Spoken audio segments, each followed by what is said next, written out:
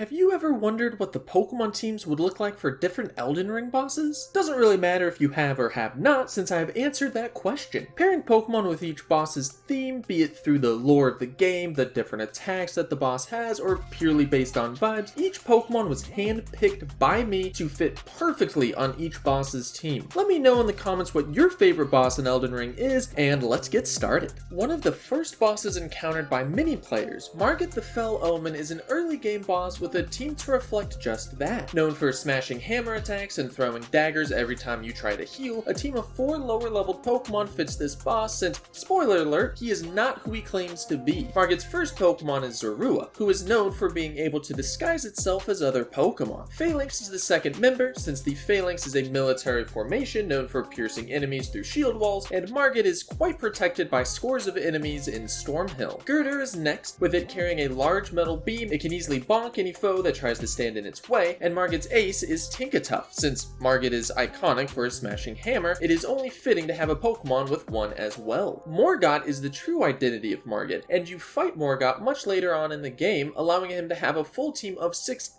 terrifying Pokemon. The first 4 of Morgott's team are the same as Margit, with the exception of each Pokemon being the final evolution if applicable. Zoroark, Phalanx, Conkeldurr, and Tinkaton still fit with the themes of Morgott. The 5th Pokemon that Morgott would have is Fortress. Known for being very explosive, Morgott has his fair share of exploding attacks to take down the Tarnished. And Morgott's ace is none other than Keldeo, who in its Resolute form has a horn that can turn into a sword and cut through anything. King of Stormveil Castle, Godrick is another early game boss and is composed of his soldiers, since he has multiple arms and legs that he grafted to himself, including a dragon's head that spews fire. Fitting the theme of grafting soldiers to himself, his team is comprised a lot of Pokemon that are made up of multiples. Dugtrio, Magneton, and Maushold are all Pokemon that fit that theme, placing them as the first 3 members of Godrick's 6. Charizard sits as his 4th, and while it is not a dragon type specifically, it is able to spew fire and is quite the formidable opponent. Gouging Fire is number 5, since the type combo is dragon and fire, being able to smash enemies with incredibly powerful fire attacks. Godrick's ace is Regidrago, the pure dragon Regi Pokemon that resembles the dragon head Godrick has on his arm in Phase 2. Regidrago is also able to dish out incredibly high amounts of damage with moves like Dragon Energy, able to blow any challenger away. Rennala is the queen of the full moon, and she is a powerful sorceress that once defeated becomes a friendly NPC that allows the character to respec and change their stats. Rennala's first Pokemon is Lunatone because it is a moon. Unfortunately, Lunatone isn't a full moon, but it still thematically fits, especially being part psychic type. Oranguru is the second Pokemon on the team, since Rennala is known for summoning enemies in her second phase to fight for her, which Oranguru is known for using the move Instruct, which instructs your second Pokemon in a double battle to use its move again. The third Pokemon is Chandelure, since there is a chandelier that is dropped on the player during the boss fight, and the 4th Pokemon is Reuniclus, since when the player respecs their character, they have to be born anew. Cresselia is the 5th Pokemon since it is part of the Lunar Duo, and the ace is Lunala. Lunala is the moon legendary that annihilates Pokemon with Moongeist Beam, similar to how Rennala is able to blast the player with her beam spells. Starscourge Radahn is another iconic boss that is known for riding around on his tiny horse and slamming down the moon onto the Tarnished. Since he is afflicted with a scarlet rot and it is driving him insane, his first Pokemon is Parasect, an empty shell of what once was due to an infection from a parasite. Annihilape is Radahn's second Pokemon, since Radahn is one of the most ferocious fighters, and Annihilape is known for its anger. The 3rd and 4th Pokemon are both on the team for 2 different attacks that Radahn has. Excadrill is a drill Pokemon. It literally has drill in its name, and Radahn has multiple spinning attacks resembling drills. Decidueye is an archer, which fits in perfectly with Radahn's long-range bow shot attack that the player must dodge in order to get close. The 5th Pokemon is Roaring Moon, another Pokemon known for its anger, but also representing the moon and meteor attacks that Radahn throws at the player. Radahn's ace is none other than Shadow Rider Calyrex, fitting perfectly within the theme, as well as Shadow Rider being known for one of the most powerful Pokemon. Radahn is quite the formidable trainer that even with preparation, it will still be an uphill battle. The Mimic Tier is a fight that mimics your exact character, stealing your appearance and equipment. There is no better Pokemon for the Mimic Tier other than Ditto, who is able to transform into any Pokemon. The Mimic Tier has 6 Ditto, where it hopes to copy your entire team and defeat you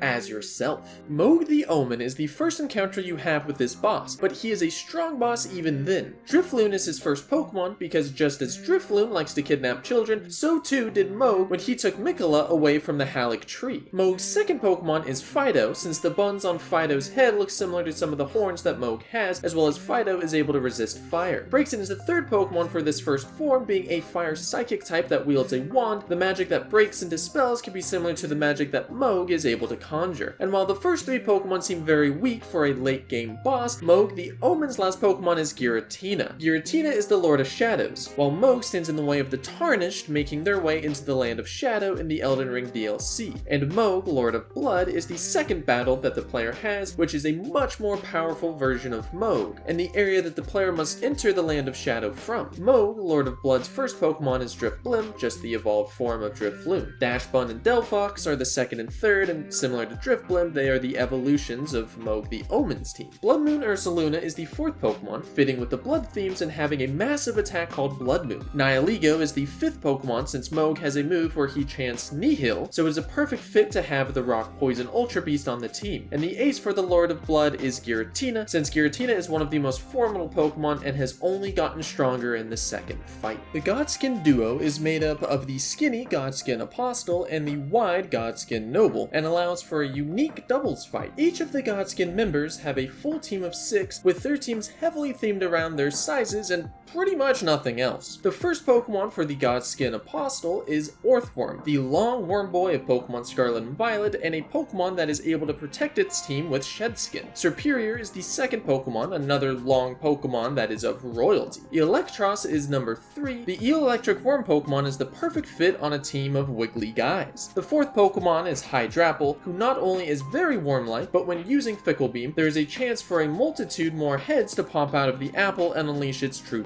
power. Normal form Deoxys is the fifth Pokemon for the Apostle, since the DNA strand-like arms can be stretched and flung around similar to the way the Apostle flails around. Rayquaza is the ace, since it is one of, if not the most powerful Danger Noodle within Pokemon, able to dish out massive damage and still fitting within the theme. Godskin Noble is the exact opposite of the Apostle, being quite the chunky counterpart. The Noble's first Pokemon is Dusknoir, since the Noble does have ghostly spells that it can use to attack the Tarnished with. Magmar is the second Pokemon due to its size and ability to blast away enemies with explosive fire-type attacks. The third member of the team is Goodra, yet another large Pokemon that fits the theme of the Godskin Noble. Emboar is the fourth Pokemon for its large size, and Slaking is the fifth Pokemon for its mixture of aggression and laziness. The ace for the Godskin Noble is none other than Snorlax, the original big boy that is able to body slam anyone unfortunate enough to get in its way. Godfrey, the first Elden Lord, is another late game boss with two different encounters.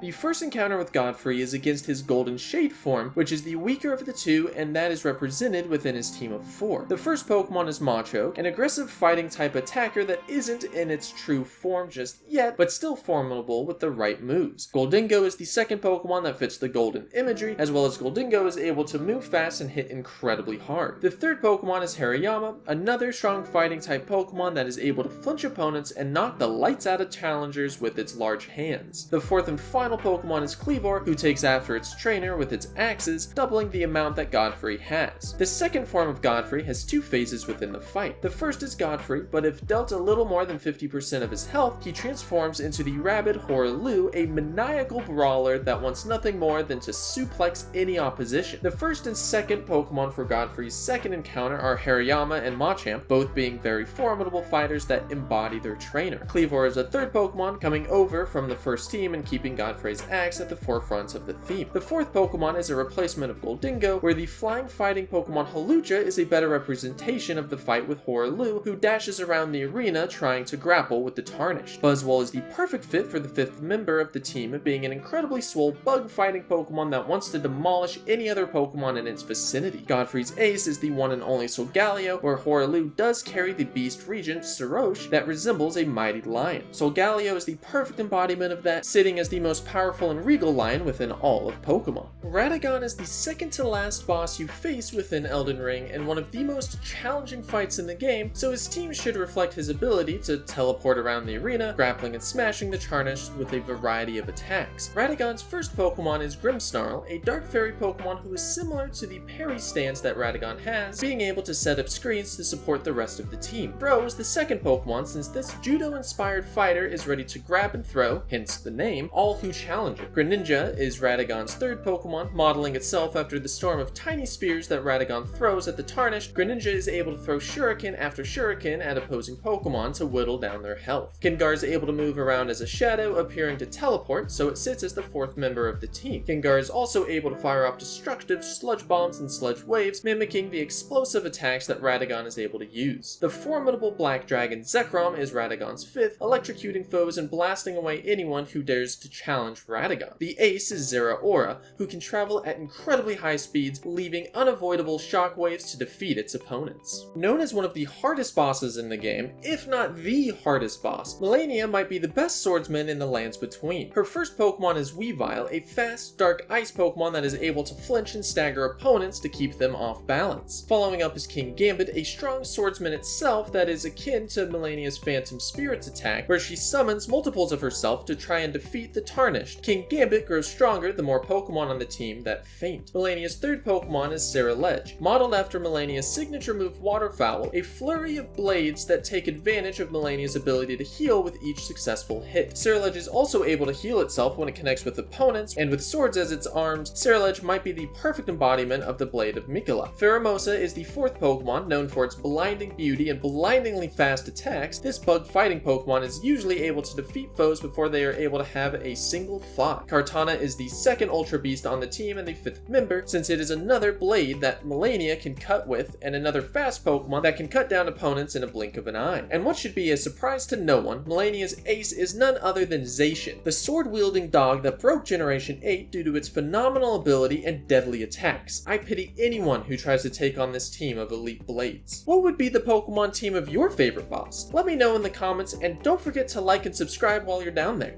Thank you so much for watching.